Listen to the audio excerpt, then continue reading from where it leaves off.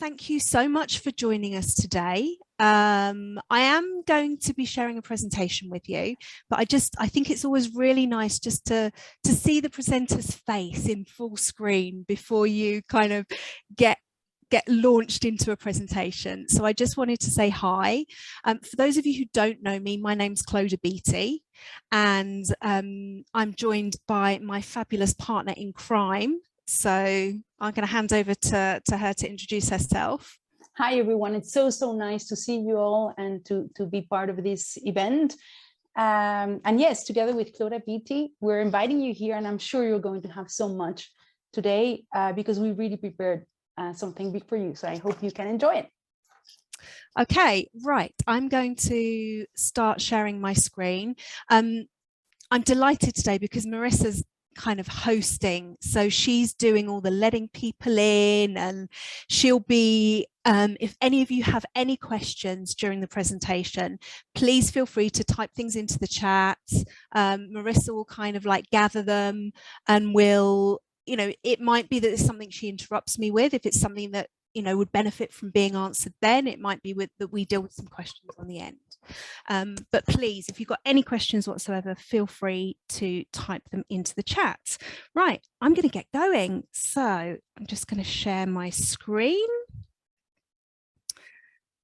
So the focus of today is really, you know, as we said, it's about emotional salary, but very much about it from the perspective of leadership. So what are the challenges that leaders are facing at the moment? And, you know, what can emotional salary do? How can emotional salary help? And what are the specific leadership behaviours that can really have an impact when it comes to managing and leading a team? So just a little bit about who we are. Our company is Live Your Brand, and we have created a tool which is the Emotional Salary Barometer, and I'll tell you a little bit more about that.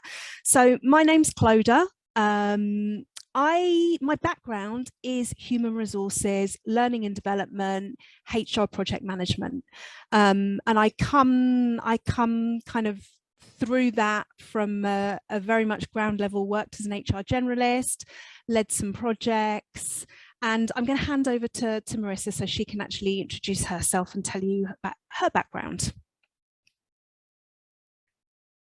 Well, hi everyone again. My name again, I'm Marisa Elizundia, and together I'm the CEO and the creator of the Emotional Salary Barometer. I'm so happy that you're here, that there's so much of you attending. I know that you have the time is very valuable, and together with Clodagh, we have developed this amazing tool 4 years ago. Susan Fourie actually was one of the first persons that where we presented this amazing project, and that has developed and evolved so much as it is today. And I really hope that you ask as many questions as you can, and just shout out in case you have any doubts, and be here collecting everything and interrupting Clodagh in case it's necessary. Okay, so up to you, Clodagh. Thanks, Marisa.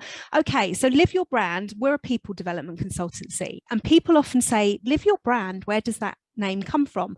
And it really is our guiding philosophy, which is about ensuring that organizations practice what they preach, that their culture actually represents what they say it is. So that's really the idea behind the name. And as Marisa said, we've created this tool with the very small mission of transforming the way that people feel about their work.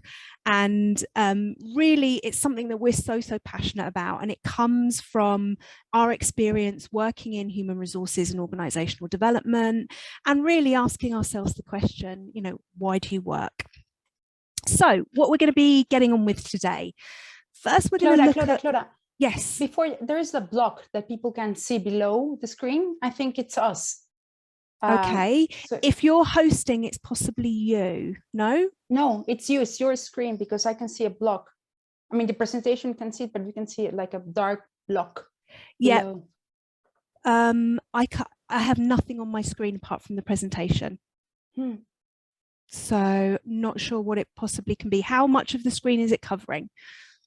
It's below. It's just below the So bar. on this screen, it's not taking anything out. The previous screen, it just took out a few words. It's covering the wording at the bottom of the grey block. Okay. What might word be is where what? you see the participants. Yeah, I mean, where? Because I've hidden that on my screen. So just whereabouts on the screen is it? Right at the bottom? It's right at the bottom. Okay. Well, I'll be mindful of that. Okay. I've hidden it as much as I possibly can. So what we're going to be looking at today, the challenges that leaders are facing. And that's where we'd like some input from you guys. Also, what role can emotional salary play? And what are those key leadership behaviours that are needed to really cope with these challenges? Okay, so let's talk about those challenges. If those of you who have a mobile phone, this is a good time for you to play along. We're going to do a quick poll on a site called Slido. When I move to the next screen, you'll be able to see where you need to log into and the code that you have to enter. And we really just want to know, what a lot of you here are leaders, you're leading teams, or you're involved in coaching, developing, or advising people who are leading teams. So what challenges are those leaders facing at the moment when it comes to their teams? Okay, so here you can see the information. Slido.com is the website you need to go to, and you've got there a code that you can enter, and you'll see that this screen will come up and it will ask you this question, and you can type in as many words as you like. And what we'll start to see here, once you start typing in words, is we'll start to see, what those challenges are. And what I love about this is if words are repeated, they get bigger and bigger and bigger. So it's a really, really good kind of visual way to see all of the ideas that people have in relation to this area. Okay, yeah, different levels of motivation, absolutely. Overwhelm, resistance to change, shift in priorities, interesting. Motivation. See, already we can see that motivation's a big challenge that many leaders are facing. This is why I love this. It's such a great visual representation. Lack of proper communication, return to the office, I think, is a big one. Yeah. Managing performance, mental health. Yeah, that's obviously something that many of you are dealing with at the moment. Okay, what else have we got coming up? Engagement, uncertainty, career progression, lack of team spirit, resistance to change. Absolutely, yeah. Fabulous, okay. Motivation seems to be the key one that people are identifying at the moment, but it seems that mental health, resistant to change, and the return to the office and engagement are very, very close behind. Burnout, yeah, complexity, increased individualism. That's really interesting. That might be one to explore a little bit. Fabulous. Fabulous. Okay. I think we've got some really good insights there into what you guys are dealing with. Obviously, I think we've had a challenging time. I think things had been set in motion before the pandemic. People were starting to become disillusioned. We've always had a lot of these issues. As leaders, there's always been issues in relation to people resisting change, people being motivated and engaged. But I think what we've all gone through over the last couple of years has certainly shed a new light on some things and brought some things perhaps more to our attention than they have been in the past. Okay, now, if we were to believe the media, we might think that this is what remote working looks like, because this is certainly what some people have in mind when it comes to remote working. But I think many of us would agree that this doesn't really reflect reality. So as we've said, the pandemic really has changed the rules of the game. We started to see life and work through a different lens, really. We started to see things a little bit differently. Many people experienced remote work for the first time, and people who had previously thought that remote work wasn't going to be an option for them in their roles. And unfortunately, or fortunately, a lot of those people don't want to go back. They don't want to go back to being in the office 5 days a week. But it's, you know, there are two sides to this. There are some people where working from home really eliminated what they enjoyed most about their work. You know, there were winners and losers, and we already had some levels of dissatisfaction. But as we've said, it's just been compounded over the last couple of years. And I think some of the, in addition to the challenges that we've already seen that you guys are experiencing, I think some of the things that have happened is there's been a shift in the balance of power.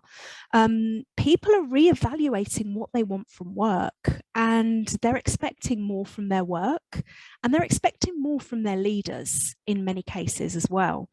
There's a shift towards more purpose-driven work. People are making decisions about roles based on values, their own values, the values of the organization, based on culture of the organization, and based on you know, what opportunities they have in terms of balancing work and life and opportunities for growth.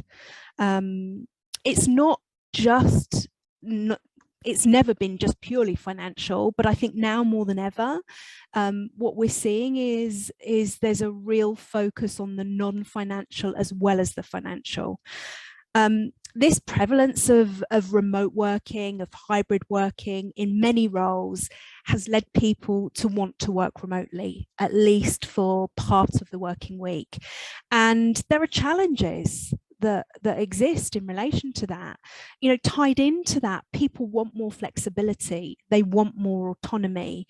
You know, increasingly we're seeing in the press, more organizations are moving to a 4-day work week or talking about trialing a 4-day work week. I read something yesterday that even the Welsh government, it's something that they're kind of perhaps looking at or thinking about. And you know, people are starting to get disillusioned and think, well, you know, if some organizations can make that work, and they're saying that people are more productive if they're working 4 days a week, why can't we work 4 days a week? You know, so these challenges exist. I think for me, one of the biggest, or for us, one of the biggest things is people don't always feel seen. They don't feel recognized, they don't feel appreciated, they don't feel valued. And that goes the same for leaders. We're not just talking about team members here. And, you know, they maybe feel like they're being taken for granted. And I think this is, you know, you can't cut the financial side of things out of the picture because it's really, really important. And I think, you know, these feelings have been compounded by low salary increases or no salary increases. You know, many organizations have really suffered during the pandemic, which makes it difficult for some organizations, for many organizations, when it comes to salary increases. You know, perhaps those boom years have, you know, it means some people have got into the mindset that salary should continue to rise year on year. Inflation is obviously very high in many locations, which again puts pressure on because people feel like in reality they're earning less. And as well, we've got this growing gap between that we see reported in the press between senior leadership of organizations and frontline workers. So all of these things kind of compound this problem. I think there's also frustration between what is communicated externally by an organization about their culture, about how they treat employees, and what people experience internally. And I think this is both by leaders and by workers. And we've had some pretty high profile organizations over the last year or so where this has really kind of been been borne out in the press, where there's been negative stories about, the culture. Perhaps organisations we've thought have had a really kind of healthy working culture. It turns out that the grass isn't always greener, so to speak. I think as well, this going forward, ethical behaviour by organisations and by leaders is really important. Companies really are coming under the microscope when it comes to how they are treating their employees. There's been a rise in kind of, I think, lots of accreditations that relate to people management, people development, and it's something that many organisations are, when it comes to their reputation, many organisations are judged on. So it's important, otherwise it can have a hugely detrimental impact on that brand.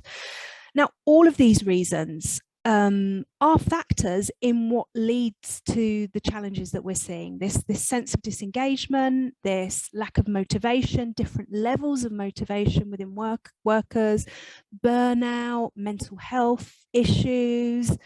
And I think there's a real danger that it can spread out of control. And I think at the same time, we have to look at it from a leadership perspective as well. Leaders are having to manage increasing workloads alongside budget cuts, resource cuts. Sometimes, often in my experience, leaders can be constrained by policies and procedures within an organization. They want to be the absolute best leader they can be, but sometimes they can kind of be a bit stuck. It's stuck between a rock and a hard place, between the rules and the norms of the organization and what they want to do the best for their team. So I think that's a real challenge for leaders today as well. And I think, when it comes to all of these challenges, there is often a limited amount that leaders can do when it comes to the financial salary. It's about making sure that they may have discretion within their team, but it's discretion within a certain boundary. But I would, we very much believe that when it comes to the non-financial side of work, when it comes to all of the things that are important to people in relation to their job that are not financial, that's what we call emotional salary, then this is where we feel leaders can have a real impact and can really start to deal with some of those challenges in a really positive way. Now, one of the things we're not saying is you can get away with paying people low salaries if you have emotional salary. That's certainly not our philosophy. A fair and equitable financial salary is a basic and fundamental right. And we have to accept, and I'm sure many of you have experienced, that there's always going to be people who feel that they should be paid more. But what we can do in those situations is be very transparent about what people are paid and why. So I wanted to touch on the financial element because it is important and it is something that we often get asked. Yes, emotional salary is great, but what about the financial? People, can't use their emotional salary to put bread on the table. So that's why I wanted to kind of address that. And I do feel it is part of these challenges that leaders are facing. So those are the challenges. What are we going to do about it? As I said, this is where we feel emotional salary can really help. And for those of you who are not familiar with the term, here's a definition, if you like, of what emotional salary is. And it's, as you can see, non-financial benefits, and we mean completely non-financial. We're not talking things like gym membership, childcare vouchers, any of that. These are purely emotional benefits that we get from work that motivate us, they change our perception of work, and they lead to personal and professional development. And I'm going to be touching on all of those things to kind of delve into them in a bit more detail. The other thing to say about emotional salary is it's subjective, it's very personal. What's important to me is probably not important to you or not as important to you. And it's also fluid. It's not something that stays stuck in a point in time. There is a lot in our working lives that's going to impact our emotional salary. Things like, you know, having a new boss, having somebody new join the team can have a big impact. Changes in processes, all of these things can impact our emotional salary. So it's not static, it's very, very fluid over time. Now, some of you might be thinking, gosh, what is my emotional salary? So a great starting point for that is the question, why do you work? Obviously, aside from the money. And this was the question that we really started with when we started to do our research. And actually, when you do dig deeper, even though people do say money, often when you kind of start unpicking things, it's really not as much of a motivator as people think it is, unless people feel that they're being treated very unjustly. Now, what motivates or drives each of us is slightly different. And it, as we've said, it can be challenging to identify this, particularly for those people, you know, if many of you are leaders, maybe you've had exposure to some leadership development, you've worked very hard on your personal development, so you may have some key insights into what does motivate you and what's important for you. But not everybody has, and not everybody is able to identify this easily. And you know, we might not spend much time thinking about these things. So, you know, one of the places we have to start is awareness. And the interesting thing when we think about our emotional salary is we have to work harder, because our mind can play tricks on us. There are some psychological principles at play here. There's something called negativity bias, and that means that we tend to focus more on the negative than the positive. So when it comes to our work, if something is not going well, it becomes a big thing. We're much more likely to spend more time thinking about that and thinking about what's not going well, rather than actually recognizing what is going well. And what this does, it leads us to focus on what's missing. And this is where we can generate, you know, sometimes in a team, if you've got somebody who's very, very negative about you know, the way things are going in the team, maybe they feel you know, very lacking in motivation. This is where it can become an it, because you know, they're just focusing on what's missing, all of the things that are missing. You know, they're talking to their colleagues, and it can become, you know, it can quickly spread and get a little bit out of control. You know, we don't always appreciate what we have in life, not just at work. And, you know, this can lead to these feelings of frustration, demotivation, and a lack of engagement that we've already talked about. The other problem we have here is when things become familiar, we stop paying attention to them. We start to take them for granted. We've just had Valentine's Day. So imagine if my husband bought me a bunch of flowers every week. It doesn't happen, but imagine if it did. What would he consistently every week? What do you think would happen the one week he didn't? Exactly, because we start to get used to this kind of this baseline level, and we start to expect it. And that means that we're not really being grateful for what we have. It's almost like, and I think this is why gratitude practices are so valuable when it comes to, you know, people's mental health and staying positive, you know, being thankful for what we have. And it's not something we always do when it comes to our work. And the other thing that I think tends to happen is, you know, take the flowers. If I love flowers so much, I could go out there and buy my own flowers. Or I could send him a reminder and say, you know, come on, pick me up some flowers.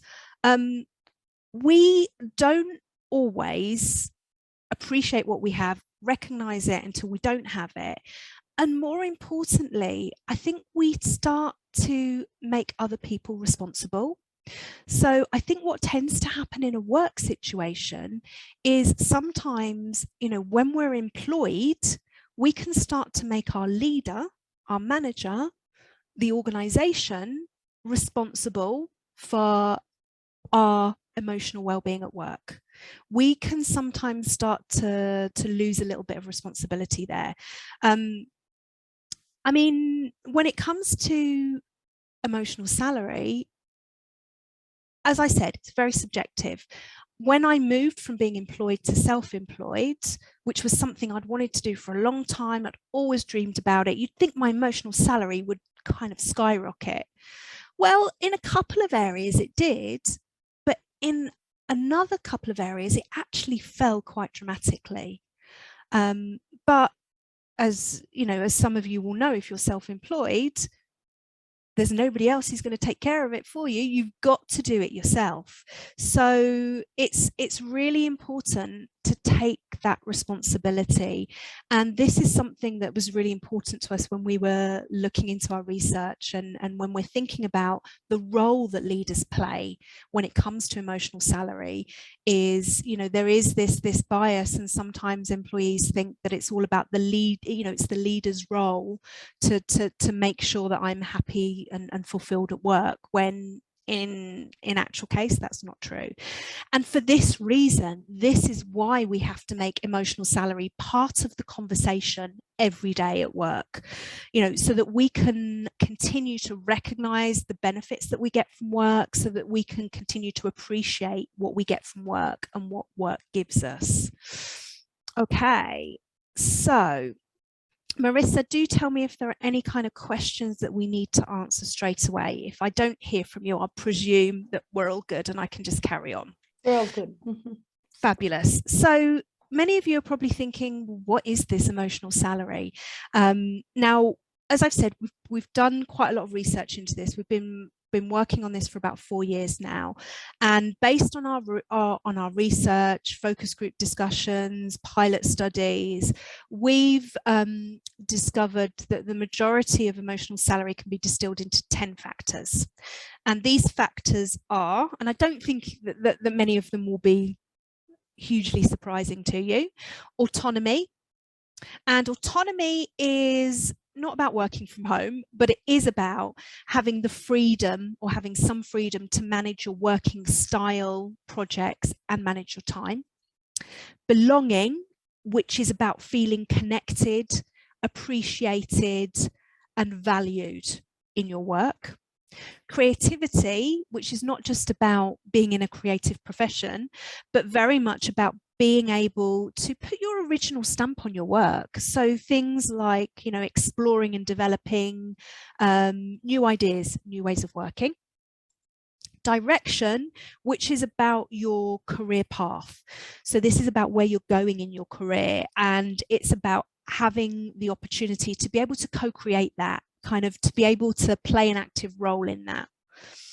Enjoyment, which is, it's about having fun. It's about those social interactions that you get through work that have been, you know, for so many people missing if they've been remote working, not in all cases, but in some.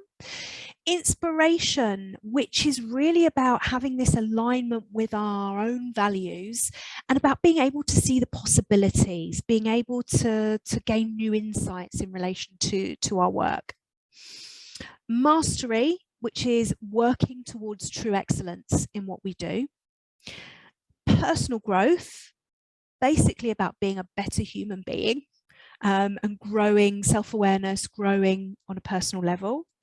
Professional growth, which is about developing your professional skills, talents, abilities, the things you need to do your job and to do it well. And purpose, which is obviously a huge one. Feeling that your work has meaning, feeling that you're contributing to something bigger, something that's making a difference. So these are the 10 factors. So when we talk about emotional salary, this is what we're talking about. Now, what happens? You know, where do we start with this? It's all very well to say, yes, we've got these challenges. Yes, emotional salary can kind of make a difference, but where do we start? How does it actually work? Now, we start with awareness. And we start with awareness because awareness is the first step in any change. We can't change without awareness. And when we gain awareness, we start to appreciate what we have, and we start to understand what we don't have. And this in itself leads us to shift our perception of work. And this works both ways. Obviously, if you start to explore your emotional salary and you find that there are a lot of things that you have that you didn't realize you have, that's likely to be a very positive experience. But if you discover that actually there's a lot of things that are important to you and they're missing in your work at the moment, then obviously there is a choice to be made. And you know, this is there are two sides to this. People can either discover that they have a lot of things that they didn't recognize they had, and that's generally what tends to happen. What we found during our research, which was really interesting, was we had people commenting, wow, this is actually the best job I've ever had, and I didn't realize. Because it's not until we stop and take stock and really proactively think about this, okay, what's important to me, what have I got, what's missing, that we can really start to make these changes and to move to a place where we can be more motivated and fulfilled. And this is, as I said, there comes a shift, and it's this shift in perception is really important. And this is where people start to feel empowered. They either feel like, wow, I need to make some changes here. And this is where the role of leader becomes absolutely fundamental. This is the role of leader, and it's the environment and the culture that we're working in. So if they support us exploring our emotional salary and getting more of what's important to us, then win-win. If they don't, then that's when people often self-select to move on to something new. If the leader is supportive of us improving our emotional salary, or at least open to having a conversation about it, then we feel listened to, we feel valued, and we feel more motivated. And this is where we take responsibility. We take responsibility, and there is another shift that happens here. And it's that the original team members, the leader, and the organization can actually start to co-create a working environment that reflects what is important to everybody involved. So this is what we typically see happening. You know, when people start to become more aware of emotional salary, when they start to integrate it into work on a consistent basis, we have these kind of shifts happen. What you see is the organization, sometimes the leader, there's this shift from the paternalistic that I talked about earlier, the kind of people thinking that the leader is responsible for my fulfillment at work, the leader's responsible for my emotional salary. No, we start to see this shift into a much more collaborative approach where people recognize, actually, yes, it's my emotional salary. There's, I have to take a certain amount of responsibility. These things are important to me, and this is how I can get more of them.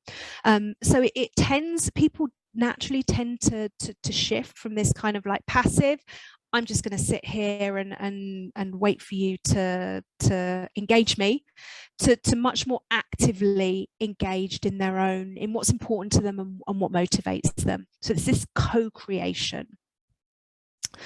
Okay, I think that's probably a good point for me to stop and ask if there are any questions, or if anybody has any comments on that so far. No. Fabulous.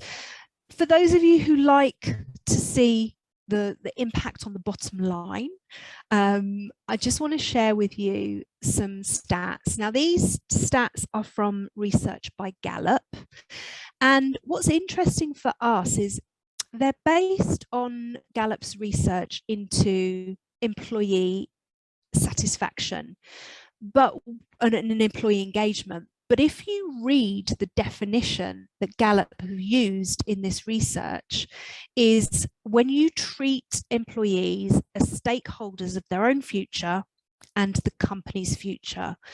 So for us, that's exactly what we're talking about. We're talking about this co-creation, this, the three coming together, organization, leader, team members, to actually, create this working environment that reflects what not just works for the employee, but actually works for the leader in the company as well. It's this three-way process.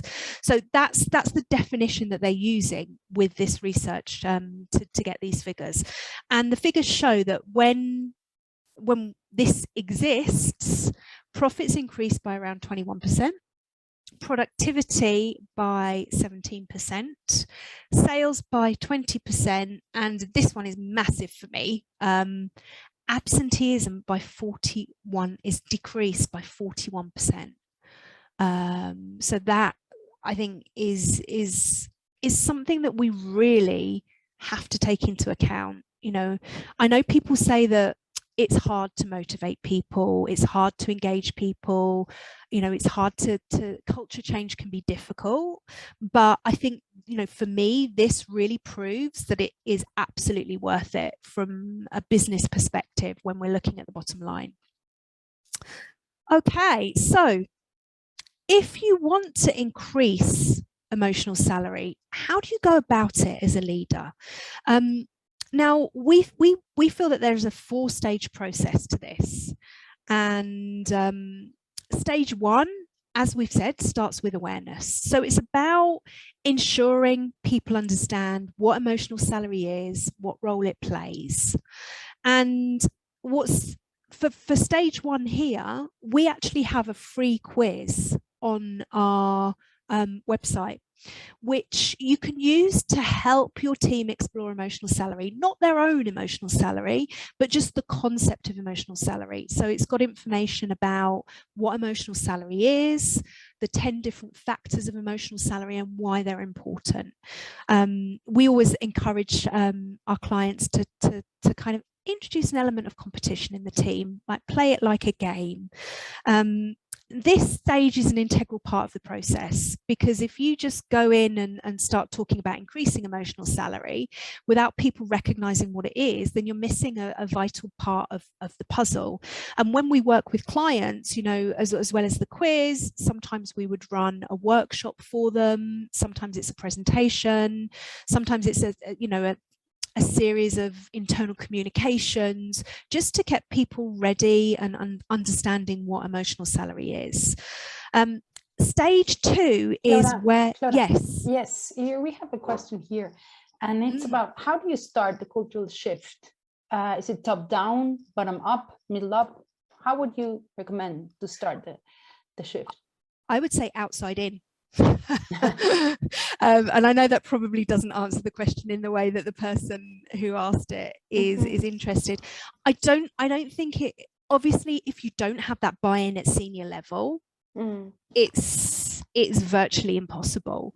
But I think the mistake that a lot of people make with cultural change is they think that it's something big that needs to happen from the top down, and there needs to be a program, when reality, culture is behavior. So that's why I said outside in. It's kind of, by working with the behaviors that happen in the organization on a day-to-day basis, that's how you change your culture. So yes, there absolutely has to be buy-in from the top, but it's about making sure that the behaviors of leaders in the organization are reflected in what you want your culture to be. But it also means that the behaviors of individual employees as well. I think, what's really important is we're all responsible for culture within an organization. It's not just senior leadership, it's not just leaders, it's everybody. All of our behavior actually creates that culture. I don't know if there's anything you wanted to add to that, Marisa. Yeah, I do think that I don't think it's like the question is to start. I don't think it's not a question of top down, but it's to start. Yeah. And because once you have the intention to start, everything will come into place. Yeah. I think that would be because instead of like having one rule, because every organization is different, everyone has different procedures, policies, and so on. So it's just a question of having where to start. Is the organization itself would say it, or the resources that the company has, and so on. And here I find a very interesting question: who motivates the leader? Absolutely. I mean, the leader, like we've said, you know, leaders are not responsible necessarily for motivating they're not wholly responsible for motivating their team. You know, leaders have to take some responsibility for motivating themselves, but you know, they need to gain motivation from what's happening within the organization, from the interactions they have on a daily basis as well, and from their leader. And if we're talking about the top leader, then obviously they're going to get motivation from, you know, motivation isn't just top down. It's not just about people motivating those below them. It's completely fluid. You know, leaders are going to be motivated by their team. You know, when they see their team enjoying what they do, when they see their team performing well, that's motivating for a leader. So, you know, it's kind of, you know, I'd say their team. That's where they're going to get motivation. Yeah. Another here, I think you have many examples, and we have many examples. It's like an individual that discovered his or her emotional salary. Imagine someone discovered that their own emotional salary was low. What actions this person took, and what was the output? So, I mean, it would obviously depend on which elements of emotional salary were low, depending on which action they could take. But for example, if they felt that they didn't have a sense of belonging within the team, if they felt that they weren't recognized and appreciated, you know, some of the things that an individual could do, they could obviously ask for feedback to see, you know, what people appreciate about what they do. They could, one of the things that I often advise people to do in this situation is actually start recognizing and appreciating other people. Because what that does is it starts to kind of build this culture of recognition and appreciation. So for example, if this person was in a situation where they felt maybe their leader didn't recognize and appreciate them, you know, maybe if they start recognizing and appreciating their leader and letting them know, and their colleagues as well, that's something that can really have a positive impact there. If it was, say, for example, in relation to their autonomy, you know, they felt that they wanted an increased level of autonomy, it would be looking at their work and the way they do their work and just exploring, okay, how can I have a little bit more control over this? What can I do? Or what can I do differently that means that I can have a little bit more control over my time, the type of projects that I'm working on, or the way that I do my work. So again, it very much depends on the factor. I don't know if there's anything you want to add, Marisa? Yes, I think you nailed it. I think it's a question of, first of all, like being aware of which factor is affected. No? And once you determine which one is affected, then you can say, okay, how does this factor play in my reality? What actions can I take to increase it? And with which person, with whom can I speak with or communicate so that this person can also have an insight on how can I increase this factor? I would say those are the four, and we have many examples that have where their emotional salary was low or specific factors were low, and this is basically the steps that they go through. But the first of all is simply just to recognize which one is affected, because sometimes whatever is negative in emotional salary, it kind of like permeates everything. I always say that it's like Chinese ink. You know, when you just put a drop in water and it just turns everything gray, and that's exactly the same with when one factor is negative, just one factor, and you say, oh, I hate my job, and it's not really all your job is just one factor that is affecting. So when you determine which factor is the one that's affected, you can start seeing how this factor plays in your reality and start creating new actions. Yeah. Absolutely. And there's another question from Valentina is, in your experience, how long does it take for an organization to go from awareness to a business impact? It depends on the organization. It depends where they are when they start. It depends how large the organization is. It depends on how long is a piece of string. We had one organization that we worked with. It wasn't a huge organization, but that process for them literally took I would say 6 months, because through doing the emotional salary barometer, they were able to identify exactly what the factors were that were being impacted. And it was exactly what Marisa said. In the organization, there was a perception that everything was terrible. But in reality, it was actually 2 factors that were quite closely interlinked. And when they were able to identify that and to put some measures in place to tackle that, then actually, it had a fairly substantial impact fairly quickly. But yeah, I mean, how long is a piece of string? If it's a large and complex organization, then it's obviously going to take far longer. Yeah. Okay, sorry for interrupting. No, thank you. I didn't pause long enough between slides. No, sorry. We can move on.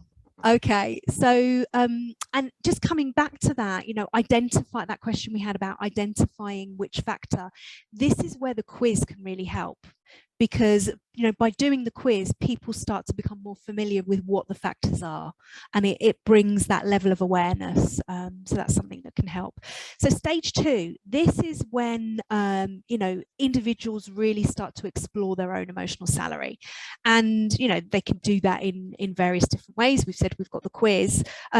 I mean, this is the purpose of our tool. The tool we created measures the emotional salary of an individual. It provides them with a detailed, personalized report and action plan on their emotional salary. And, we work with organizations and we run emotional salary audits with them, where all of the employees take the emotional salary barometer, they get their personalized report, and then, we move to stage 3 and stage 4 into giving some recommendations about what they can do. If that's not something that's important to you, or if that's not something you're in a position to do, we have a process, exactly what Marisa was talking about, this impact process, which is barely, basically just a 5-step process for 6-step process for people to follow to explore their emotional salary in a little bit of depth. And we're actually going to be the follow-up to this. We're going to be, for those of you who are interested, sending out an ebook which has got details of that process, which has got a little bit more information about the factors, and some practical actions that both individuals, leaders and organizations can take in relation to each factor. So that's something that we'll be sharing with you for those of you who are interested. So moving on to stage 3. For stage 3, communication is the key here. And this is where leaders can really come into their own. They need to become skilled at weaving in these questions to explore emotional salary into everyday conversations. Starting a team meeting by focusing on a different factor every week, or every time you sit down to talk with a team member about a particular project, how can you introduce the concept of emotional salary? How can you make that part of the everyday? So I'd encourage you all to think about some questions you can use to explore the different factors of emotional salary. How can you talk to your team about this? We've got a great checklist about how you can talk to your team and a blog post about it, which we're also happy to share, or if you're impatient, you can go looking on our website and you'll find it there. So that's really stage 3. And when we work with an organization at stage 3, what we're doing here is this is where we share the results of the emotional salary audit. We encourage them to do this in a very transparent way. The barometer, the emotional salary barometer, is completely confidential. We never identify any of the individuals to the organisation, but we do encourage the organisation to share the results very transparently, and we share with organisations we work with recommendations of what they can do. At this stage, we might often do some training with the organisations. We have a leaders certification training. We also work with organisations in certifying their own training professionals so that they can use their internal people to run training on emotional salary as well. For some organisations, we train all of the employees. So it really does depend on what the organisation's looking for there. And then this stage 4, this is the ongoing kind of piece in this. And when it comes to maintaining this culture, there are obviously certain leadership behaviours that are going to have an impact, and we're going to move on and look at those because I know we're running short on time. But it's very much here, the leaders have to take action based on what they've learned in relation to what's important to their team. Without taking action, you're not going to increase emotional salary. And it's a two-way process. Individual has to take action as well. But for example, if it's apparent to you that there are some team members that don't have enough opportunity to use their creativity, sit down with them and look together at how you can create more opportunities. This two-way conversations, this transparency, this is the key to changing things. It really is. This is the co-creation element. It's not just you as leader saying, okay, this is what I think I need to do. It's this sitting down with the team. Okay, team, what are we going to do here? They have to take a certain amount of responsibility. What we do at this stage when we work with organisations is we always like to measure the impact of action, because we make clear recommendations about what we feel organisations can do, and often they come to their own conclusions as well. And usually within 6 to 18 months, we will do another emotional salary audit so that organisations can see the evolution of emotional salary over time, and get some real measurement on, so that they can be sure that the actions they've taken have actually had an impact on emotional salary, which is important. So I know we want to move on to look at these behaviours which are really important. But before I do that, just for those of you who don't know, oops, sorry, that's the chat. I just want to share with you what the Emotional Salary Barometer is. So it's a simple, effective online tool, measures emotional salary, as we've already said. There are 30 questions which measure those 10 factors we looked at. So 3 questions per factor. 10 questions to measure the importance of each factor for that individual, because as we said, emotional salary is subjective. It's very, very much individual. And 10 questions to measure how an individual is taking action on the opportunities they have in relation to each factor, or perhaps whether they perceive they don't have any opportunities, because this is key. We might have opportunities, but we may not be taking them.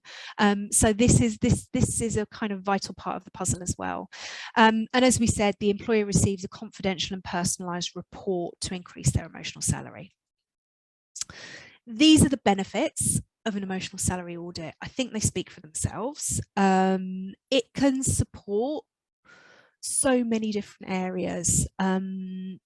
Development is, it's great to use it as a framework to have development conversations, supports diversity and inclusion. Oh, excuse me.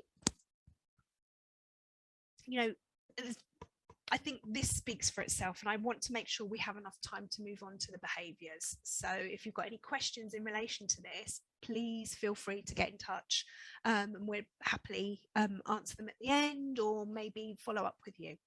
Excuse me, I'm just going to... That's better. Okay, so let's move on. What are these behaviours that are needed from leaders to really create this culture of emotional salary, to support emotional salary? Now, if we go back to the things that we talked about when we raised these challenges right at the beginning of today's session, we have this reevaluation, this shift towards more purpose-driven work, this key focus on values, opportunities for growth, flexibility. Organizations need to become a platform for growth. The leader has a fundamental role to play in that. There's a number of different factors of emotional salary involved here. Purpose, feeling that your work has meaning, inspiration, that alignment with your values, what else have we got? Personal and professional development, this kind of feeling that we are developing as part of our work. And what behaviours are needed here is really, helping the team find value and meaning in what they do. And quite often, particularly in large organisations, sometimes people don't always make that connection between what they do and the really positive impact it has on so many people. So I feel the leader's role is really helping their team to find that connection. And also, understanding what is important to each of your team members. What do they value most? What are they looking for when it comes to work? By helping find value and meaning in what they do, you can make this connection between purpose, values, and the individual, and it really can lead to increased motivation in our experience. You can also bring in the piece here of linking organizational values if they're lived on a day-to-day basis. If they're not, then you might want to think carefully about that. And also what the organization's doing to be more purpose-driven, because it's something that a lot of organizations are very much focusing on at the moment. And I think, to ensure that there are plenty of opportunities for growth, leaders need to demonstrate that they're human. Demonstrate vulnerability, empathy, generosity, sharing their mistakes, sharing what they've learned, what they've done wrong. You can, by making it okay to make these mistakes and to really continuously learn, you're really helping to create an environment of psychological safety. You're ensuring that all team members have that opportunity to grow and learn. As well, it's about being generous with your time and knowledge, making sure that you're accessible to your team. It's finding that really difficult balance between not micromanaging, because that's clearly not going to be effective, but also, not so hands-off that your team think, oh, I'm a bit stuck here, but I don't really want to go and ask. So it can be a balance, but that's something that's really, really important. I think the next thing for me is trust. This desire for more autonomy, this desire to be able to kind of put our original stamp on our work, to be, to explore new ideas. You have to have trust. Trust is absolutely fundamental here. And I think, you just have to, at a certain point, just let go and trust your team. And that can be really hard, particularly if you've got issues within your team in relation to engagement, motivation, performance. But it's about working with those individuals and developing trust step by step. I think, the other thing here is very much about encouraging this diversity, exploring new ideas, and leaders very much being open. To co-create something with your team, it takes a certain type of leader. It takes a leader who is willing to admit that they don't have all the answers, a leader who's willing to, accept that actually somebody in the team may have a better idea. So that's the challenge there for leaders, is being able to have this open-mindedness and explore things from a different perspective. I think the other thing to recognize here is that people don't do their best work if they can't achieve excellence in their work if they are completely overworked, stretched, and just workloads are really, really high, and they're under excessive pressure. So I think it's really important to try and manage that as much as you can as a leader.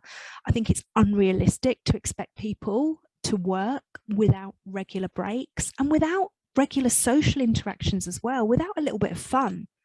It's so important to introduce these regular breaks and fun into the working day. And I think the problem that we see with a lot of well-being programs at the moment is that they have a tendency to treat the symptoms rather than the cause. You know, the symptoms like people are burnt out. Well, actually what you have to do is make sure that people don't get burnt out to start with. So again, it's having these conversations on a day-to-day basis. You know, there needs to be a culture that values well-being. Leadership behaviours on a day-to-day basis need to support that. You know, there's no point having a policy in place which says no emails after 6 p.m. if you're regularly emailing your team after 6 p.m. Bottom line, that comes back to that challenge that we talked about there being this mismatch between, you know, company culture as it's said and company culture as it's lived. Other things here, yeah, we've talked about that, allowing your team enough time to do their job well. Yes, the key thing here when it comes to, you know, people not feeling seen, not feeling appreciated, not feeling recognized, you absolutely must on a day-to-day basis demonstrate how much you value each team member. It's fundamental. I think if there's one thing, I'm sure you're all doing it anyway, but if there's one thing that you want to do to make a difference, then that is a great starting place, is making sure that each team member feels that they're valued and appreciated. It doesn't mean you have to tell them that they're perfect. It's about looking for things, even when they haven't done something 100% right. You know, what can you look for that they have done that you do value and appreciate about them? Maybe you appreciate the fact that they try really hard. It's about finding those things. And last but not least, you know, when it comes to career development, when it comes to supporting your team in relation to their growth and development, care as much about it as you care about your own. You know, we have this concept of servant leadership, that leaders are there to serve their team. So that's really important, is that your team members' development and growth is really important to you. So that's pretty much it in a nutshell. A little bit rushed at the end there because I'm conscious of time. As I mentioned, for those of you who want the ebook, we'll send it out for those who've already subscribed and they're in the process. It has more ideas about practical things that you can do. And in terms of what we offer in relation to emotional salary, as we've talked about, this emotional salary audit, including the Emotional Salary Barometer, consultancy and facilitation for leadership teams or L&D teams, HR teams, the Leaders Certification Programme, the Trainers and Coaches Certification Programme, and bespoke training for teams. And we sometimes work with organisations where we train, but they don't use the barometer. It's not an all or nothing approach. So what I really would like to do is offer you guys the opportunity to ask any questions that you may have. I know we've slightly gone over time, but for those of you who do have questions and want to stay on, I'm not going anywhere. For those of you who have to dash but might still have questions, you can see our email addresses here. You can either use Live Your Brand or emotional-salary.com. So for example, my email, clodagh@emotional-salary.com or clodagh@liveyourbrand.es, and the same for Marisa. Or via LinkedIn. You can always drop us a message via LinkedIn.